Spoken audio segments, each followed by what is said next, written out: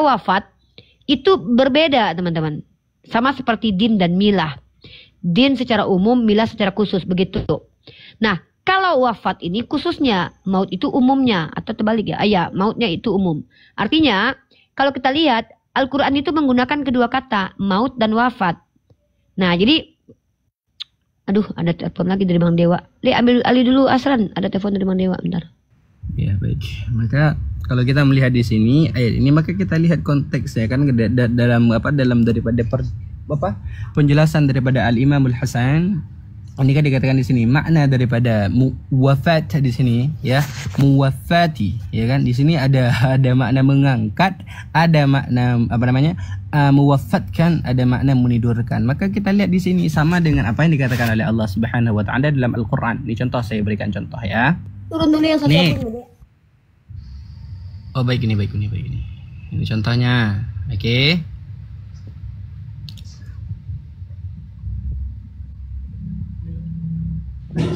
Ini coba kau lihat ini. Pentingan dong ya. Lihat, kau lihat dulu. Ini sama makna konteksnya sama maknanya juga konteksnya. Kau lihat dulu. Kan tergantung kepentingan yang membaca dong. Ini mau dia juga nih. Kau dengarkan dulu. Nih, apa kata Allah Subhanahu wa taala? Ini dalam surah apa? Dalam surah Ali Imran, ya. Dalam surah Ali Imran ayat ke-56. Apa dikatakan oleh Allah Subhanahu wa taala? Inilah nih. Idz qala Allah ya Isa inni mutawaffika, hal yang sama, wa rafi'uka ilayya wa mutahhiruka min alladhina kafaru wa ja'ilu alladhina ittaba'uka fawqa alladhina kafaru ila yaumil qiyamah thumma ila marji'ukum fa ahkumu bainakum fima kuntum fihi takhtalifun. Apa kata di sini? Mutawaffika di sini apa katanya? Ini kan mewafatkan. Apa dimaknakan di sini? Lihat ini. Ingatlah ketika Allah berfirman, ya Isa, wahai Isa, sesungguhnya aku telah apa ini? Mengambilmu, mengangkatmu. Makanya itu sesuai dengan konteks kata ini. Lughatul Arabiyyah ini sesuai dengan konteks. Makanya kenapa Allah Subhanahu wa taala menurunkan Al-Qur'an di dalam bahasa Arab? Karena apa? Karena cuman bahasa Arab saja yang dapat menampung keluasan daripada makna Al-Qur'anul Karim ini. Bisa kita lihat Al-Quran bahasa Arab itu punya 12.305.057 kosakata. Sedangkan bahasa Indonesia itu cuma punya 127.036 kosakata. Makanya Anda tidak bisa menggambarkan kata mutawaffika ini ke dalam satu makna saja. Karena kita lihat konteksnya di sini. Ini kata Allah Subhanahu wa taala, "Idz qala Allah ya Isa, inni mutawaffika." Apakah di sini aku mewafatkanmu, aku mematikanmu? Bukan.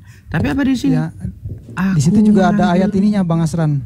Ada ayat pendukungnya bahwa Isa itu tidak wafat. Ya kan? Ini ayat ini. Nah, itu terkorelasi dia di situ. Beda dengan Bible, Bang. Jadi kami selalu ada ayat pendukung. Jadi kalau baginda itu wafat apa meninggal? Nih lihat nih. Contohnya. Gak jawab dulu. Kalau baginda itu udah wafat apa meninggal, coba. Kan udah kujelaskan tiga konteks. Tiga konteks mana? Udah kujelaskan dari tadi tiga konteks mana yang dijelaskan oleh Al-Imam Al-Hasan. Tiga konteks makna kata wafat. Nggak, saya ikutin logika Anda. Kalau baginda itu sekarang udah wafat apa meninggal dunia, coba. Dia wafat. Wafat. Baginda Rasulullah kan?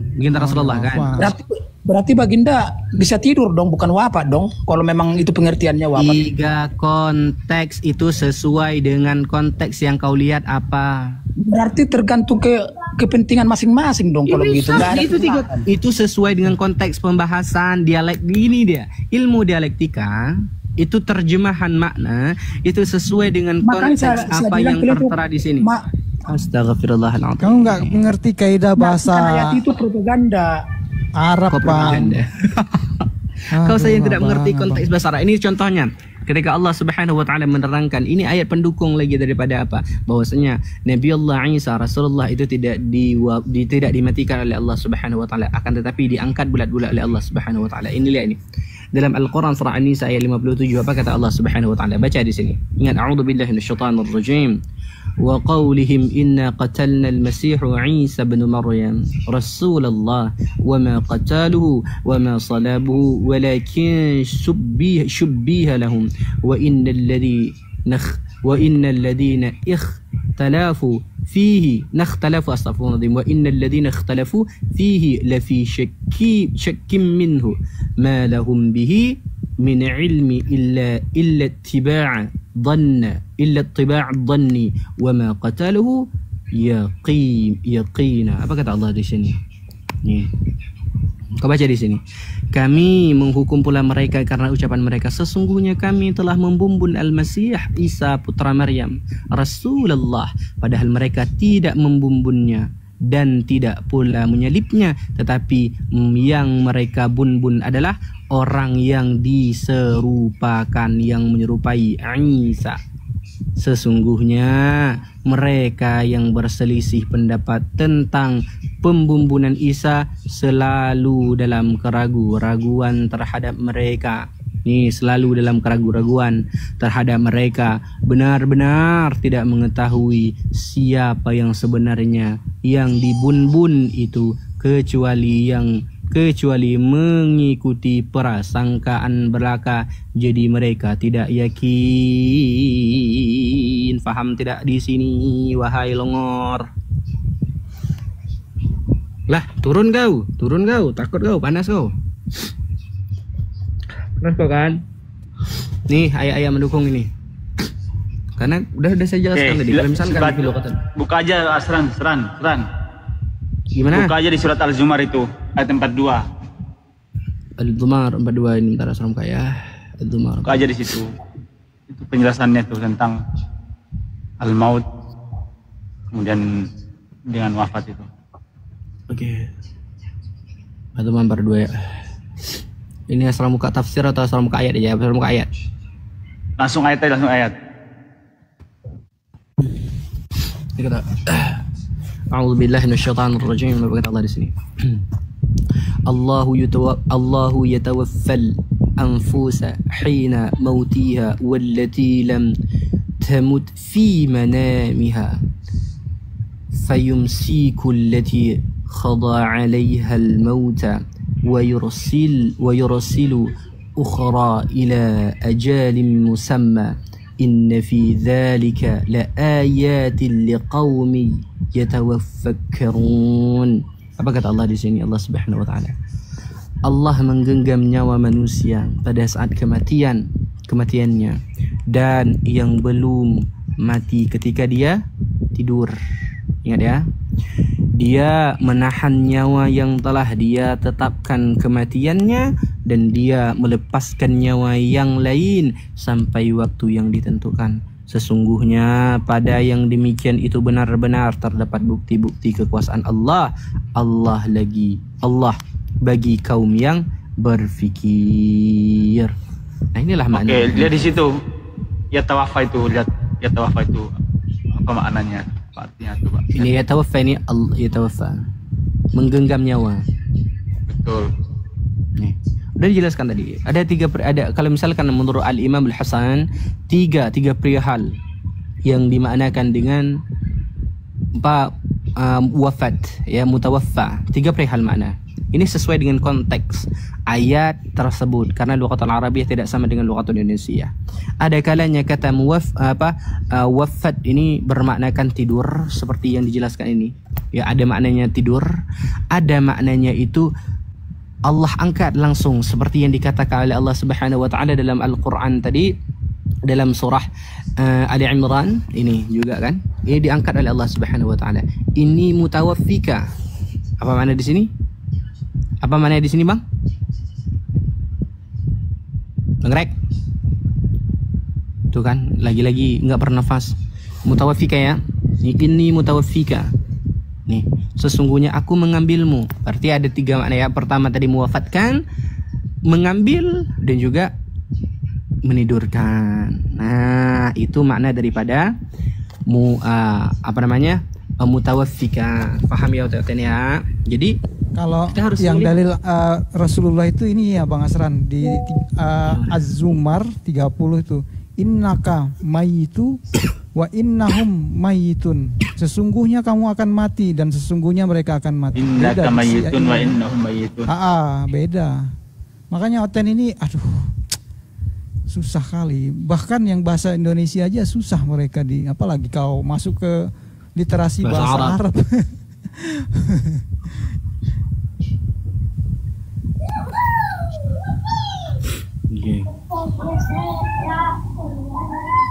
Oke, halo.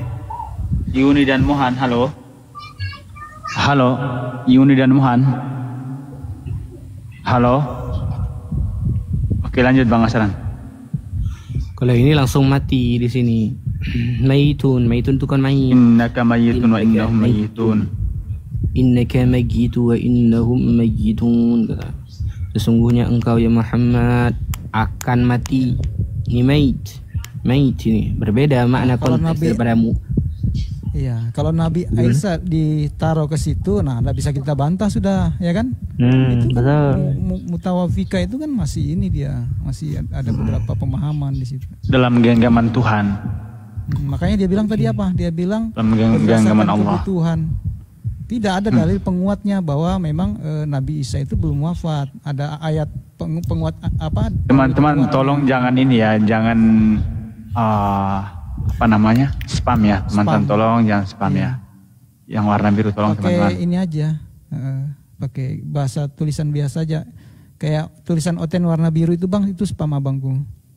Kalau mendukung kita, dukunglah yang ini Bang, supaya komalnya ini.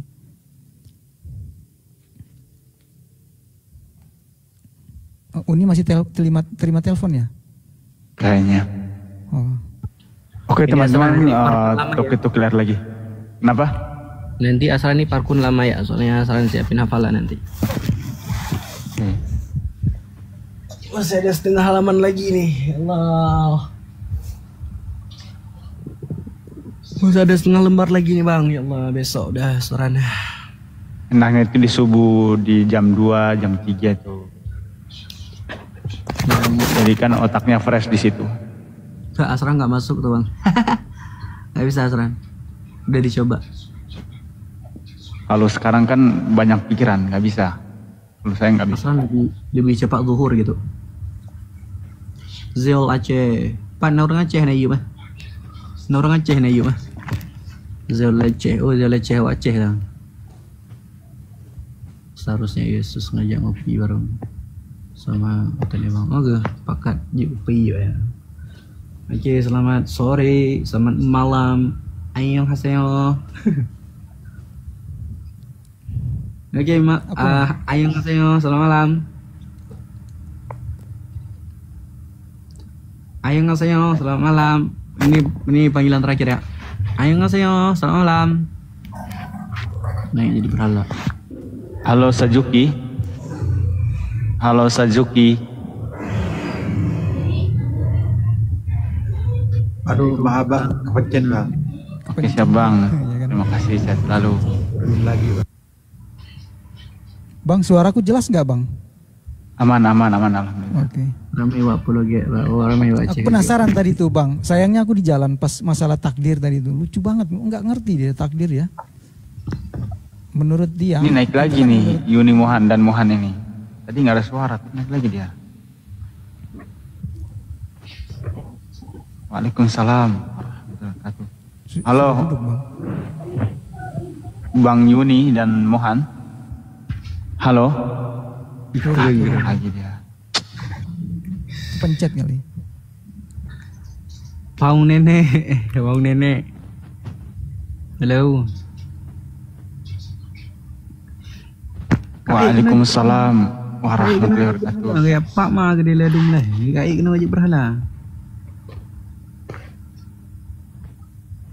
Indiani syukur. Selamat malam. Selamat malam. Tak gepak. Kan dia suara rutin teh. Iya. Yo, tembak dia lama titik. Yo. Waduh.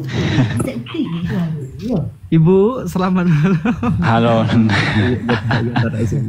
Halo Nanor, halo. Halo. Ya Allah, begini loh kalau kayak gini bikin Potong waktu kayak gini. Kepencet. Pencet kayaknya. Kayaknya Masya Allah teman-teman kita dibawa saking semangatnya untuk toki-toki layar. Terima kasih Masya Allah. Barakallahu fikum. Sehat selalu. Bang Raza Koi, silakan naik Bang Raza Koi. Masih penasaran aku masalah itu tadi Bang. Masalah takdir tadi tuh Bang. Penasaran. Udah nggak usah dibahas, mereka nggak bakal paham. Selamat sore. Selamat sore. Oke sore bro, gimana? Udah sehat lagi? Assalamualaikum. Sehat-sehat. Assalamualaikum aja. Kita tembak dulu nih. Masih ramai ya dengan kontroversi Edis ya. Anda seorang Muslim atau Kristen Bang? Enggak Kristen. Kenapa? Kristen. Ya biasa. Gimana Bang Raja? Ke ruangannya Gregor saya suka dijambak ya, saya naik kelas, saya hormatin ruangan dia gitu. supaya bisa. Gimana Bang menurut Anda pertikaian antara mereka itu Bang Edis dengan Pak Bom tuh gimana Bang? Iya, jadi seperti yang saya sampaikan, selalu saya sampaikan ketika saya naik komal-komal. Waalaikumsalam. Jadilah seorang umat beragama yang toleran ya. Jika kita seorang Kristen, jadilah seorang Kristen yang toleran. Ketika kita jadi Muslim, jadilah seorang Muslim yang toleran. Jadi begini saudara, sebelum masuk ke soal teologis ya, kalau kita tarik outputnya jauh di ujung sana, biarlah itu menjadi pemikiran Edis seperti itu. Saya tidak menyudutkan dia gitu ya, karena juga bagaimanapun ini saya juga harus bicara fair, karena keseimbangan itu perlu juga di dalam komal-komal itu, keseimbangan dalam berapolitika gitu ya. Tetapi kalau secara pribadi Gregor juga sudah tahu bahwa ya kalau bisa memang semua komal-komal itu memang menghentikan, jadi berdakwalah di relnya masing-masing. Tapi karena ini sesuatu yang tidak bisa dihentikan, ya sudah tidak apa-apa. Jadi kita juga di sini cuman melihat supaya tidak terjadi lebih dahsyat lagi di grassroots. Tapi saya kira itu sudah oke, sudah mantap lah negara kita ini gitu ya. Tidak ini kan pendewasaan Bang ya. Dari diskusi betul, ini kita sepakat. akan melihat pendewasaan itu gitu loh Bang. Iya. Yang dewasa akan menyikapinya dengan dewasa. Nah pada akhirnya kan kita mendapatkan pembelajaran, iya kan? Jadi ya, ada betulnya juga kita gitu Bang. Tidak sedikit juga akhirnya kan ada yang imannya makin baik dari hasil diskusi ini kan. Tinggal kitanya aja gimana mengambil manfaatnya itu kan gitu. Kan gitu Bang. Jadi kalau saya pribadi melihat dari diskusi ini nggak ada masalah. Yang penting kita dewasa menyikapinya kan. Adapun kalau misalnya teman-teman dari salah satu pihak itu berkeras, ya itu mungkin karena dia memang mempertahankan apa yang dia yakini. So wajar itu gitu. Teman-teman di bawah yang nonton ya kan mengambil hikmahnya, pelajarannya dengan akalnya kan gitu Bang. Kan asik kayak gitu tuh Bang. Iya, tapi begini saudara ya. Saya pernah ditanya dan saya pernah juga dimarahin sama saudara Kristen saya. Saya bilang begini, akibat komal-komal ini, saya bilang 2 peristiwa di Idaho dan di Idaho Sukabumi sama yang di Padang. Saya bilang, kita ini hidup di Indonesia. Ketika ada suatu perusakan rumah ibadah, di output ujungnya itu jangan langsung ditarik itu soal ajarannya, walaupun ada kata-kata itu di dalam ajaran mereka gitu loh. Itu berpengaruh gitu. Dan ternyata kalaupun kita misalnya mau menyalahkan situasi, bukan menyalahkan ya. Kalau kita menyalahkan orang, berarti orang itu bersalah. Kalaupun kita kecewalah dengan situasi, mungkin itu akumulasi dari miskomunikasi. Tidak ada muspida daerah di sana yang bertindak gitu. Jadi kalaupun misalnya mau menghentikan, harusnya muspida yang melakukan itu, bukan melakukan sepihak gitu. Kondisinya kalau saya lebih ini bang. Ya. Kalau saya lebih berpikirnya kepada aturan undang-undang. Bisa. Karena terkadang ya terkadang tidak sesuai dengan hukum yang berlaku, dan akhirnya ada teman-teman kita yang merasa kok nggak ada izin, nggak ada ini kan tiba-tiba muncul, itu loh. Ya, kalau langsung lihat di ujungnya kenapa tiba-tiba digeruduk, ya itu juga nggak bisa juga. Seharusnya lihat sebab dan akibatnya dulu. Tuh. Iya, sepakat. Jadi saya bilang jangan langsung ditarik ke situ gitu. Tapi di komal-komal itu kan selalu mengatakan seperti itu. Itu tidak benar. Indonesia itu tidak dalam posisi berperang dan umat Islam tidak dalam posisi terdesak. Jadi tidak ada relasinya di situ gitu. Itu yang pertama. Ya, ya. Yang kedua adalah kalau saya bandingkan dengan yang di Turki, Turki itu mayoritas Muslim. Tidak ada terpikiran orang-orang Kristen Turki untuk mengislamkan Turki. Tetapi orang Turki itu kenapa bisa begitu guyupnya mereka? Karena kesejahteraan, keadilan itu ada di kita. Di kita. Kalau saya bikin dalil penurunan akidah itu karena ketidakadilan, ekonomi kita itu rusak kita ini sekarang ini.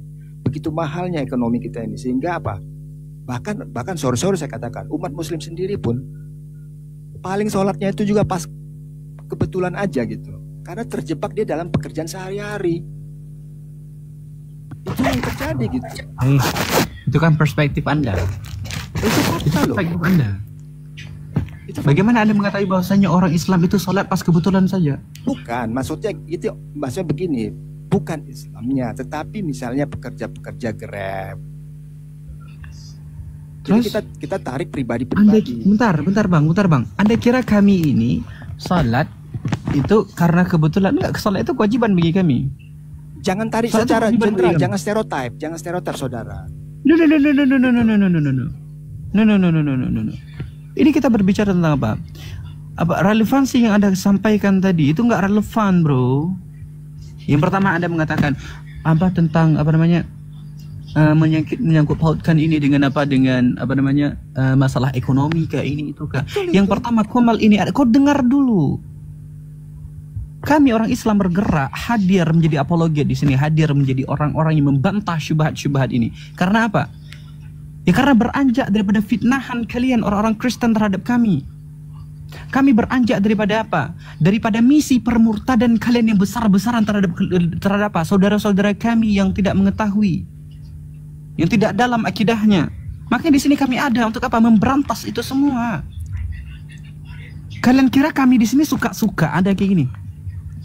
Gabut banget kayak kami ada di sini. Kalau itu saya sepakat. Di dalam SKB 2 Menteri pun itu sudah diatur, tidak boleh menawarkan iman kepada iman yang sudah dimiliki. Tetapi itu yang kalian lakukan. Itu yang kalian lakukan sebenarnya.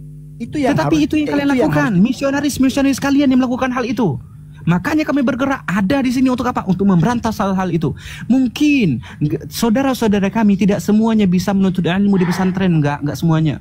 Mungkin enggak semua saudara kami bisa untuk menuntut ilmu akidah agama, memperdalam akidah agama mereka dengan apa? Dengan spesifik. Disinilah tempat mereka. Coba bantah dulu. Ini penurunan akidah apapun agamanya.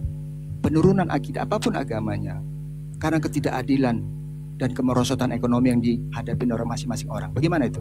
Coba. Kok menurut ketidakadilan?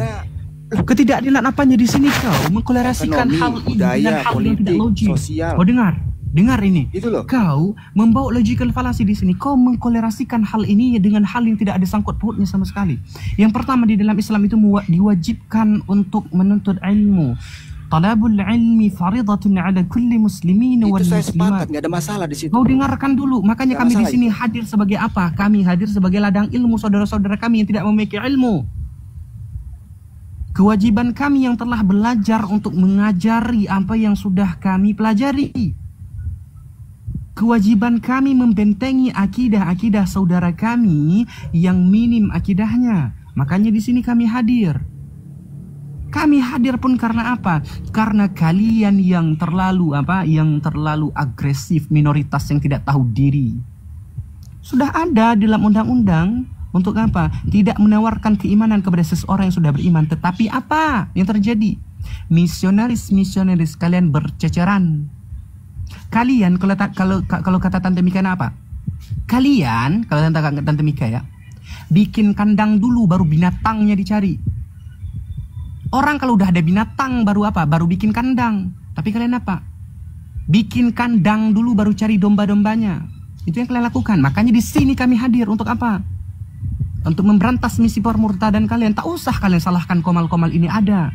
Tak usah kalian kolerasikan komal-komal ini ada dengan perpecahan-perpecahan yang ada. Bukan. Kalian umat yang menimbulkan perpecahan di atas muka bumi ini. Ingat ini. The most killing religions in the world itu di tangan kalian orang-orang Kristen. Bukan saya katakan ini berdasarkan benci saya kepada orang Kristen, bukan. Tetapi karena apa? Karena kemunafikan kalian. Kalian seolah-olah tertindas di sini. Padahal kalian yang udah minoritas tapi menindas. Tak usah sangkut pautkan hal ini dengan apa? Dengan ekonomi dan segala macam. Apa kolerasinya? Tak usah sok-sok belagak pandai di sini. Saya juga S2, bukan cuma Anda. Kau kira kami ini bodoh? Kau sangkut pautkan hal ini dengan apa? Dengan perekonomian, dengan kehancuran ini segala macam. Enggak, bro.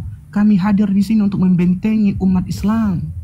Kami tahu enggak semua orang Islam itu punya waktu untuk belajar. Makanya di sini kami hadir untuk mengajarkan, membagi keilmuan kami. Untuk apa?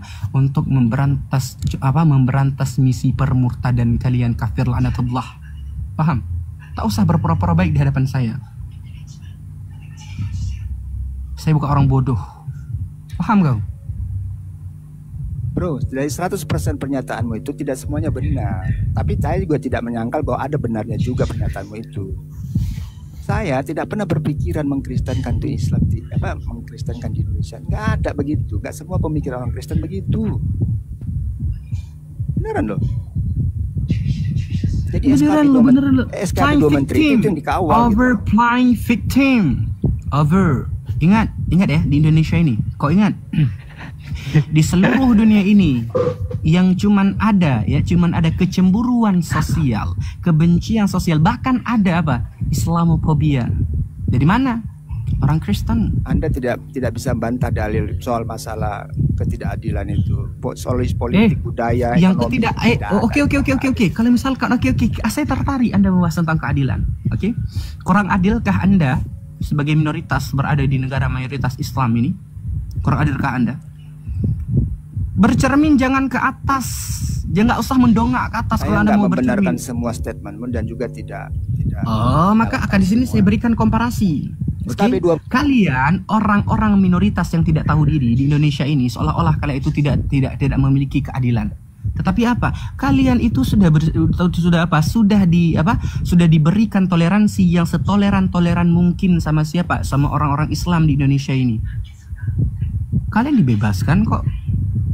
Kalian mau bersekolah bebas-bebas saja kok, nggak ada diskriminasi tentang kalian di atas muka bumi Indonesia ini, nggak ada diskriminasi tentang kalian. Tapi coba kami orang Islam yang hidup di negara minoritas, contoh kita bilang di Amerika, bagaimana bentuk diskriminasi terhadap orang Islam, bagaimana bentuk permusuhan terhadap orang Islam, bagaimana Islamofobia itu hadir dalam hati-hati orang-orang Kristen.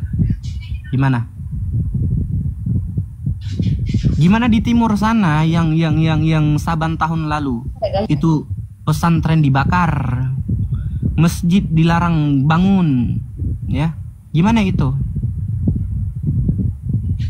Gimana itu yang di Indonesia Timur itu yang katanya apa? Tidak diperbolehkan ada pesantren karena Indonesia Timur Papua tanah Injil. Apa masalah, Seran? Apa masalah? Sorry, ini baru mantau. Ada apa? Gini dia sok bijak, sok pintar mengkolerasikan bahwasanya perpecahan yang ada ini akibat komal-komal yang ada di sini. Enggak, ini bukan karena komal ya. Sorry, saya orang yang pertama sekali mengadakan dialog lintas agama di TikTok. Jangan munafik, jangan hipokrit ya. Orang pertama yang membahas tentang agama menyerang Islam itu akunnya bernama Christian Prince. Sorry ya, media sosial TikTok ini memang saya yang pertama sekali buka diskusinya, tapi penistaan terhadap agama Islam itu sudah terjadi beberapa tahun lalu di Facebook dan juga di YouTube. TikTok ini hanya pengembangan aja karena media TikTok. Jadi tolong jangan hipokrit. Saya punya bukti-bukti lengkap kok. Yang mendahului siapa? Saya juga punya data secara sejarah kok. Yang mendahului kurang ajar kepada agama orang lain itu ya kalian. Yohanes Damaskus di abad ke-7 yang mengatakan bahwa Islam itu agama dari nabi palsu segala macam. Narasi Islam terkait Kristen dan Yahudi tidak buruk, hanya dikatakan bahwa mereka dilaknat karena perbuatan jahat mereka. Bukan dikatakan bahwa Kristen biadab, bejat gitu, no. Ya, tapi ketika kalian menjelaskan bahwa kalian itu adalah orang tertindas, ayolah, nggak usah hipokrit, kami bukan orang bodoh. Ya, kita tahu kok, yang memulai itu siapa, kita tahu. Nah, kalau kita bicara tentang yang memulai, tidak ada istilah Islam itu belajar Kristen, yang ada itu adalah orientalis. Siapa orientalis? Mereka yang belajar Islam. Untuk apa? Untuk menyerang Islam. Siapa nama mereka? Bahkan mereka tidak segan-segan untuk menyamar. Johann Louis Burckhardt, Snok Horgonye, ya. Kemudian Syekh Ahmed Dedat itu mereka adalah orang-orang yang ditrigger oleh para misionaris ketika misionaris datang ke Afrika. Ya, fakta sejarah membuktikan bahwa para misionaris Kristen itu datang ke banyak negara untuk asimilasi paksa dan untuk membawa gospel. Tidak usah, bro. Kalau mau bahas tentang fakta-fakta di Indonesia nanti malu kalian nanti. Ya, malu kalian nanti. Kenapa? Contoh, perpecahan di gereja saja itu bukan Islam yang ikut campur, kalian sendiri kok. Ya. Jadi nggak usah. Kami umat Islam ini tidak diajarkan apabila ditampar pipi kiri kasih kanan. Kami boleh melawan orang yang menyerang kami. Jangan berharap kami diam ketika agama kami diganggu. Maaf, kami bukan umat yang ngakunya kasih tapi kasih mati. Jadi sorry bro. Anda, kalau saya tanya, coba sebutkan satu orang Islam yang mengganggu hidup beragama Anda. Coba sebutkan satu nama. Tapi kalau kami menyebutkan nama orang yang bahkan menghina agama Islam, DPO itu 3 orang saat ini. Dan itu diketahui oleh nasional. Paul Zhang, DPO, nasional. Keluar di TV One. Ya, wah ada Pak Bom nih. Pak Bom, Pak Jody nih. Silakan Pak Jody, long time no see nih. Yang kedua, Taipudin Ibrahim, itu murtadin. Sejak jadi Kristen dia merusak negara ini. Yang ketiga, Edis Kudistipi. Ya, coba sebutkan nama satu orang Islam yang menghujat kabur ke luar negeri atau satu orang Islam yang terbukti penghujatannya. Ustaz Yahya Waloni, dia di penjara, dia gak kabur ke luar negeri. Dari kalangan kalian berapa orang penghujatnya? Jadi tidak usah di hadapan kami ini sok baik, sok playing victim, tidak mempan lagi. Kami sudah melihat kenyataannya. Kita di sini diskusi lintas agama. Kita di sini membahas tentang dogma, doktrin dan juga kitab suci. Nggak usah di sini bahas-bahas apa yang kau rasakan, apa yang kau alami, karena kami belum bisa buktikan itu. Sophie Katul Dewi Bulan itu ada 5 DPO penghujat nasional ya. Sophie Katul, Dewi Bulan, itu Kristen semua itu. Dewi Bulan itu Kristen, murtadin. Sophie Katul murtadin. Pokoknya kalau ada murtadin jadi Kristen, kenapa? Entah kenapa kok jadi jahat gitu. Jadi nggak usah ya. Kami bukan orang yang tidak bisa mencium aroma ular beludak. Pak Jody tahu saya kok. Pak Jody ini Kristen. Silakan Pak Jody.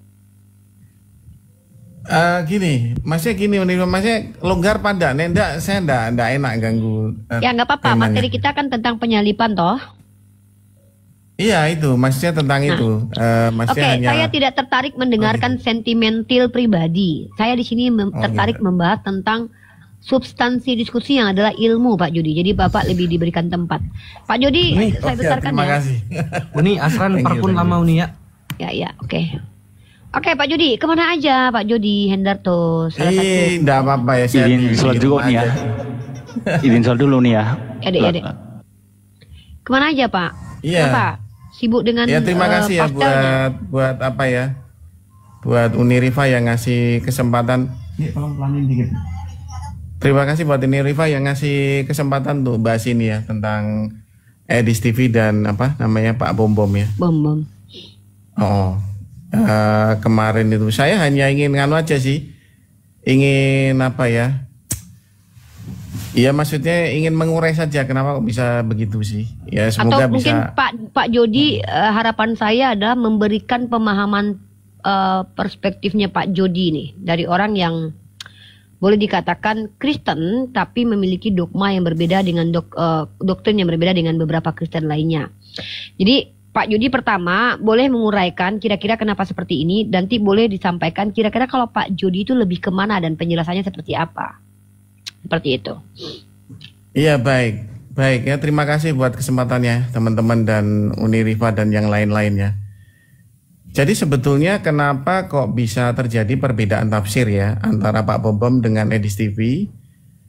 Nah itu sebetulnya karena pengaruh warna doktrin. Pengaruh warna doktrin. Jadi sebetulnya apa yang dinarasikan Pak Bom itu lazim warna doktrin soteriologi yang yang koheren atau selaras ya dengan warna doktrin orang-orang Reform. Ya, Katolik itu seperti itu juga, Reform seperti itu juga. Nah, walaupun apa yang dinarasikan Pak Bom itu bukan terus itu dari Reform, nggak begitu maksudnya. Maksudnya itu dia koheren begitu loh, selaras gitu. Jadi kalau dia orangnya dari Reform atau Katolik cenderungnya seperti itu. Nah, kalau dia ke arah ortodoks ya. Ortodoks itu cenderungnya seperti Edis TV. Walaupun Edis TV bukan dari ortodoks ya. Tapi koheren ke arah seperti itu. Ya, saya hanya ingin ngasih pendapat seperti itu sih. Saya sepakat dengan Pak Jody sebagai orang yang belajar secara akademik tentang teologi, kristologi, dan islamologi. Saya baca beberapa jurnal ilmiah dari gereja-gereja atau STT. Memang mainstream, gereja Katolik mainstream dan Protestan mainstream atau jumhur kalau dalam bahasa kami boleh dikatakan begitu, atau mayoritasnya atau lazimnya itu memang penyalipan ini diklaim sebagai karya Allah. Betul sekali. Ya, kenapa seperti itu? Karena ya silakan Irma. Karena dalam pandangan Kristen penyalipan ini adalah konsep penyelamatan, cara menyelamatkan manusia dari dosa. Dalam Galatia pasal 3:13 itu Yesus harus menanggung kutuk hukum Taurat. Nah, lalu Kristen mayoritas memiliki doktrin bahwa karya keselamatan ini adalah apa yang sudah dirancang dan direncanakan oleh Bapa karena memang ada nubuatannya. Kalau iblis tidak mungkin bernubuat. Iblis itu menjalankan nubuatan. Ini pandangan, kita bicara pandangan teologi dulu teman-teman ya. Kita bicara pandangan tentang ilmu pengetahuan. Kita nggak bicara tentang pribadi mereka. Nah, kenapa justru menjadi bola panas terkait tentang apakah penyalipan ini karya iblis atau karya Tuhan? Karena satu-satunya orang yang secara terang-terangan mengaku Kristen mengklaim bahwa penyalipan rencana iblis itu baru Edis. Benar nggak Pak Jody? Iya, betul sekali. Nah, baru Edis. Karena Edis dalam setiap berbicara tentang agama, baik berlakunya kepada Islam dan Kristen, dia menggunakan logikanya sendiri. Dia lebih mengedepankan logika, bukan doktrin dan dogma. Iya, betul sekali. Nah, jadi gini, tapi apa ya, kalau kalian nggak setuju tidak apa-apa ya, tinggal kita diskusi aja. Ya baik, jadi gini, kalau di STT itu mereka mengenal namanya sistematika teologi. Nah, sistematika teologi itu begini, jadi antara penafsiran begitu, ayat per ayat itu dihubungkan begitu, dibuat kesinambungan ya, kesinambungan kejadian sampai wahyu.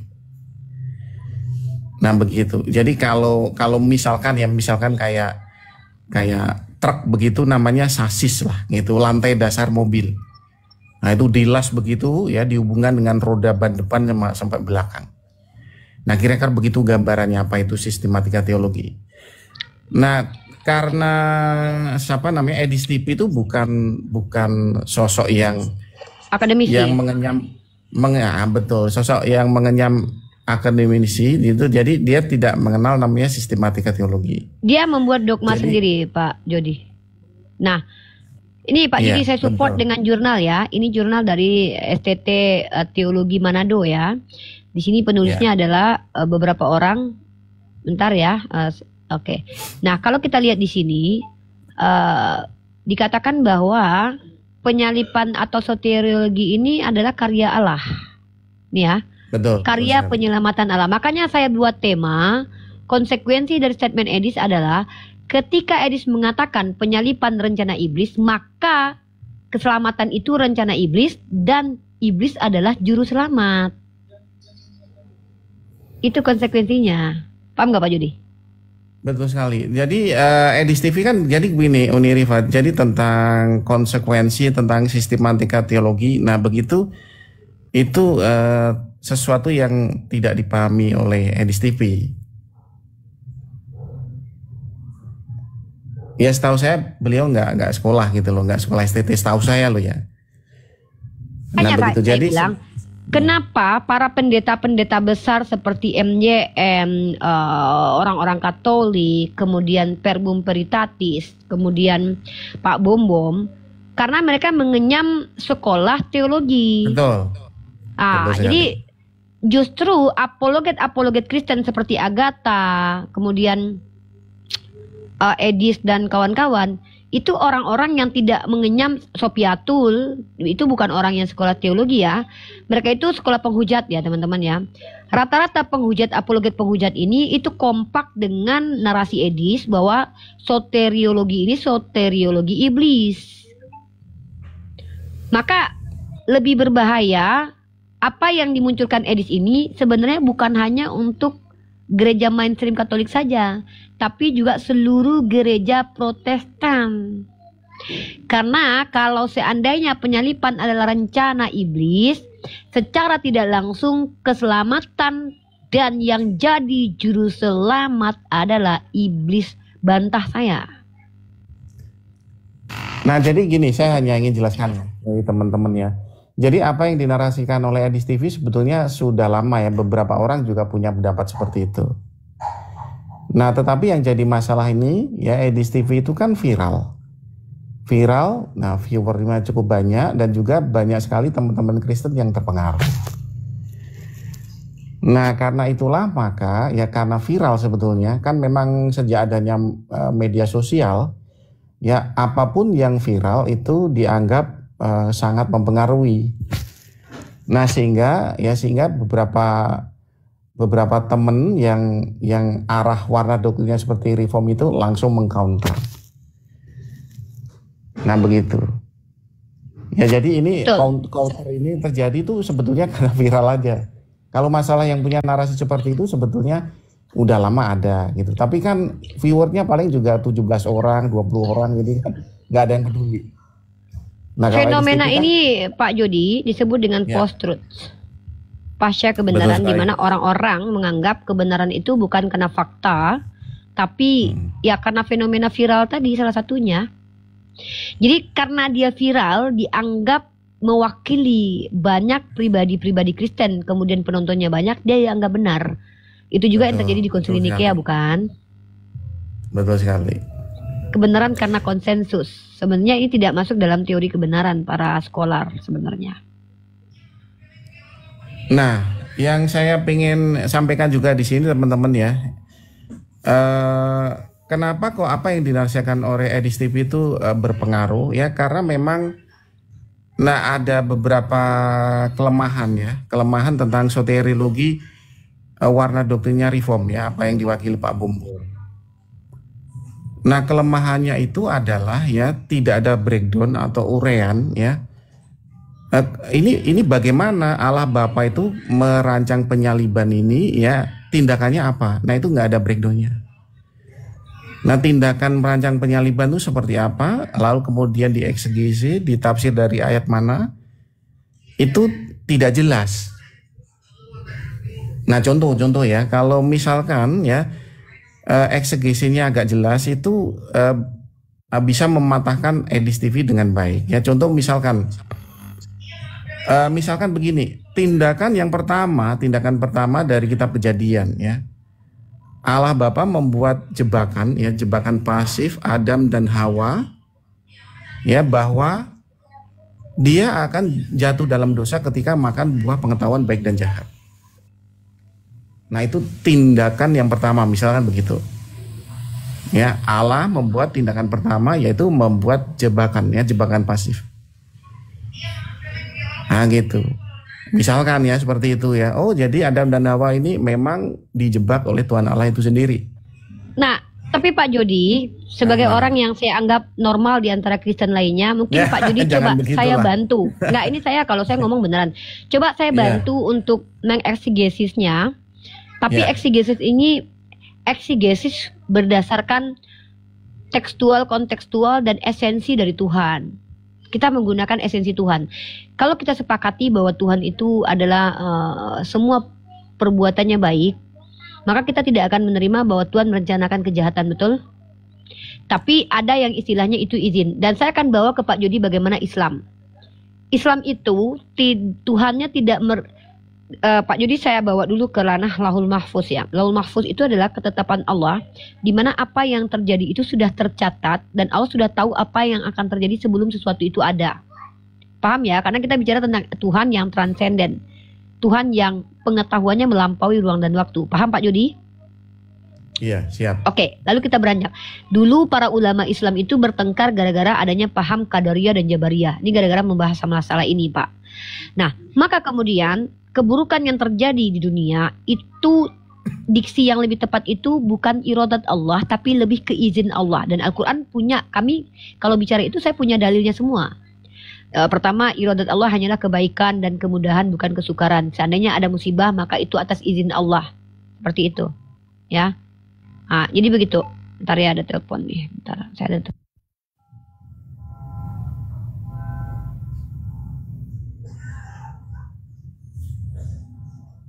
Wah, ini serius sekali nih. Terus Pak Jody, kalau menggunakan paradigma Islam, maka di sini konsekuensi dari pandangan Islam itu tidak menjatuhkan Tuhan ke dalam tingkat rendah sifat moralnya, karena tidak ada unsur kesengajaan untuk membuat Rasul dan pilihannya itu ternista. Nah, masalahnya di Islam kan kami tidak percaya Nabi Isa itu disalib. Nah, kalau kita pakai paradigma Islam menjelaskan bahwa Nabi Isa tetap disalib, maka begini. Ini yang namanya dalil wallahu khairul makirin. Paham nggak Pak Jody? Ini dalilnya ada ya.